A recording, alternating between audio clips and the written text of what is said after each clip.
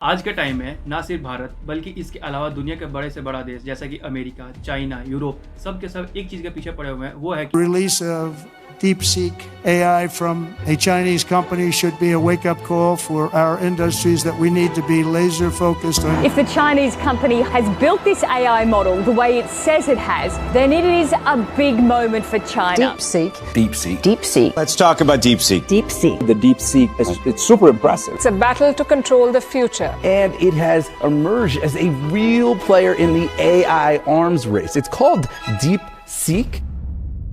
जी हाँ, AI artificial intelligence.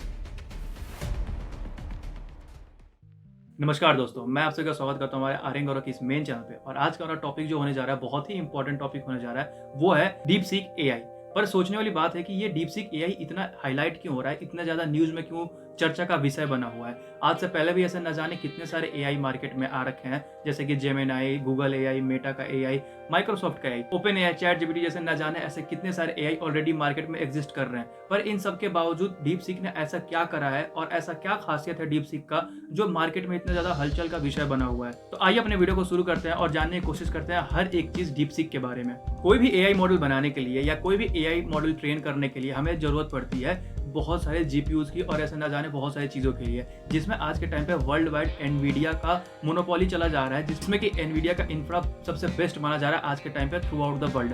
पर America ने एनवीडिया का एक्सपोर्ट चाइना में बैन कर रखा है और इसका रीजन क्या है? रीजन ये है कि कहीं इनका प्रोडक्ट यूज करके कहीं चाइना आगे ना निकल जाए टेक्नोलॉजी में, जिस चीज को अमेरिका कभी सपोर्ट नहीं करेगी।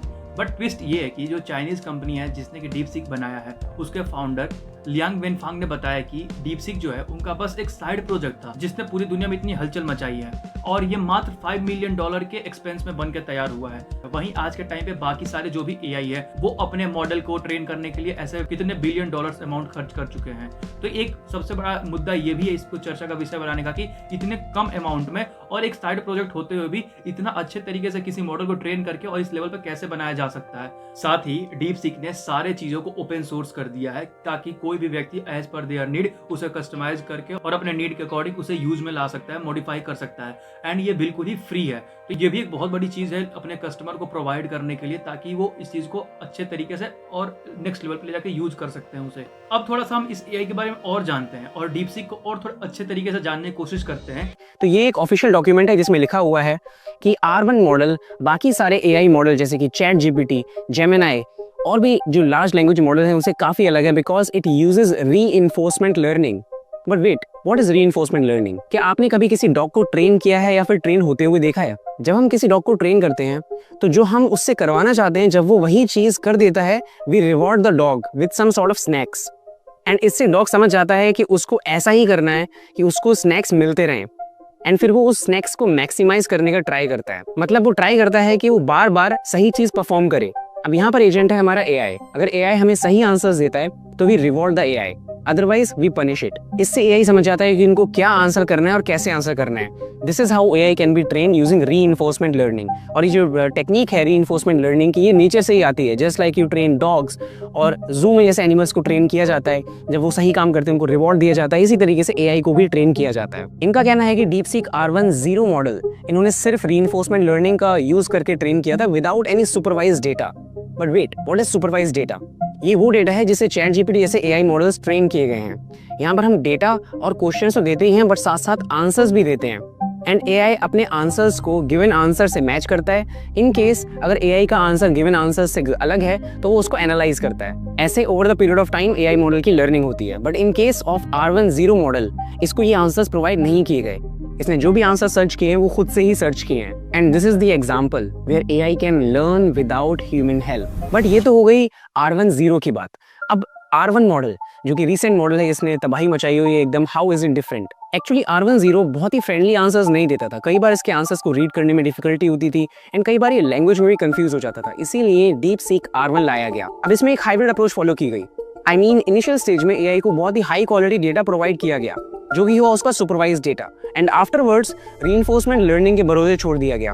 अब इस मेथड के बाद पता चलता है कि एआई बहुत ही अच्छा परफॉर्म कर रहा है। Now let's see the performance charts that they have shared. तो यहाँ जब हम इसके परफॉर्मेंस चार्ट को रिव्यू करते हैं, we can see that this is on par with ChatGPT's O1 model, जो कि उनका एडवांस मॉडल है, और कहीं कहीं तो उससे आगे भी निकल जाता है, और यहाँ पर भी एकदम नेक टू नेक स्कोर है, या फिर कुछ केसेस में उससे बेटर भी है।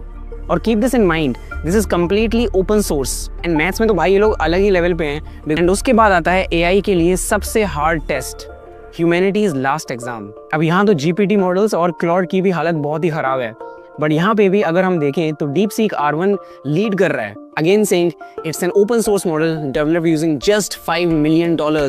एक रीजन जिसकी वजह से DeepSeek R1 की इतनी तारीफें हो रही हैं, इतनी बातें हो रही हैं, that is the cost that it is providing, चाहे वो प्रीमियम सब्सक्रिप्शन हो या फिर वो ऑपरेटिंग कॉस्ट हो। It is cheap as hell.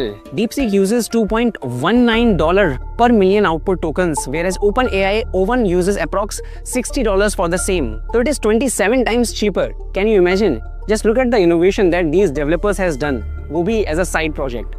पता नहीं चाइना चुप चुप के क्या क्या करता रहता है, कभी आर्टिफिशियल सन बना देता है, कभी कोरोना वायरस बना देता है, और कभी ये। आई होप आपको ये समझ आ गया होगा कि DeepSeek AI क्या है। अब वीडियो में आगे बढ़ने से पहले मैं आपसे रिक्वेस्ट करता हूँ कि प्लीज वीडियो को लाइक करके और चैनल सब्सक्राइब कर दीजिए, ताकि ऐसे ही आपके लिए हमेशा इंटरेस्टिंग वीडियोस लेके आते रहूँ, ट्रेंडिंग टॉपिक्स पे वीडियो बनाते रहूँ। अब टाइम है ये जानने का कि DeepSeek AI के आ जाने की वजह से यूएस स्टॉक मार्केट में DeepSeek ने क्या खलबली मचाई हुई है। DeepSeek से अमेरिकी कंपनियां क्यों परेशान हैं?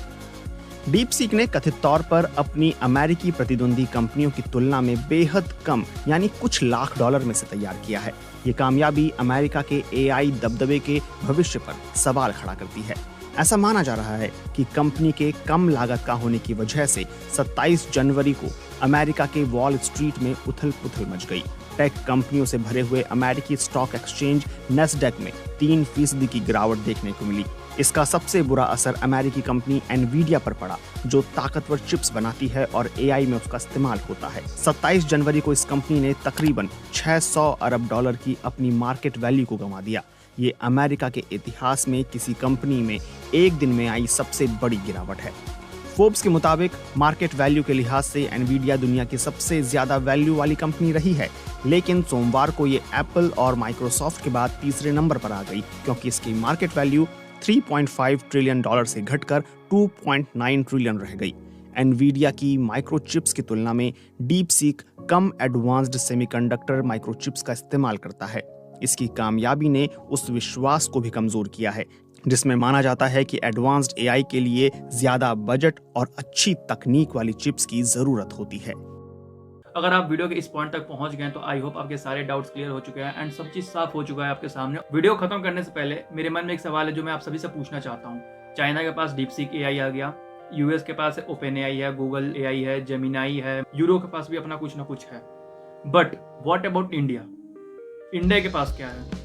आज के टाइम पे मुझे जितना समझ आ रहा है सब चीज़ को एनालाइज करने के बाद से, इंडिया बस एक बिगेस्ट कंज्यूमर बन के रह चुका है सारी बड़ी कंपनीज का।